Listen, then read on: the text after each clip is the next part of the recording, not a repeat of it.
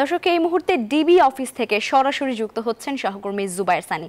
সানি, আনিসুল হক ও Salman F রহমানের বর্তমান অবস্থা সম্পর্কে জানাবেন, কখন তাদেরকে আদালতে তোলা হতে পারে?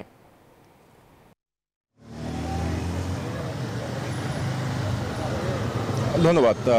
আনিসুল হক, যিনি সাবেক আইনমন্ত্রী, এবং সালমান এফ রহমান সাবেক উপদেষ্টা, এবং তাদেরকে কিন্তু কালকের সন্ধ্যায় গ্রেফতার করা হয় সদরঘাট এলাকা থেকে। এবং যেটি জানেন যে তাদেরকে নিউ মার্কেট থানায় করা একটি মামলায় গ্রেপ্তার দেখানো হয়েছে। যে মামলাটি হচ্ছে যখন কোটা সংস্কারের আন্দোলন চলার সময় নিউ মার্কেট এলাকায়, বিশেষ করে সায়েন্স ল্যাব এলাকায় সংঘর্ষে দুজন মৃত্যুবরণ করেন। সেই ঘটনার একটি মামলা করা হয় নিউ মার্কেটে।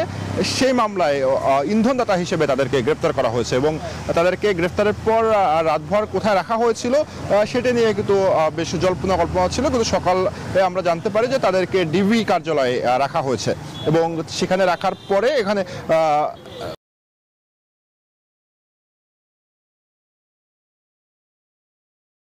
দুপুরের দিকে 12টার পরে তাদেরকে কোর্টে নেওয়া হবে এবং স্বাভাবিকভাবেই তাদের রিমান্ডের আবেদন করা হবে। কিন্তু কতদিনের রিমান্ড আবেদন তাদের করা হবে সেটি কিন্তু এখনো জানা যায়নি এবং তার পরবর্তীতে যে আইনি কার্যক্রম সেটি কিন্তু চলবে। কিন্তু এই বিষয়টি এখন নিশ্চিত যে তাদেরকে ডিবি কার্যালয়ে রাখা হয়েছে এবং সেখান থেকে 12টার পরে তাদেরকে কোর্টে তোলা হবে এবং সেখানে রিমান্ডে যে আবেদন করা হচ্ছে এটি মোটামুটি নিশ্চিত। এবং আপনি যা জানেন যে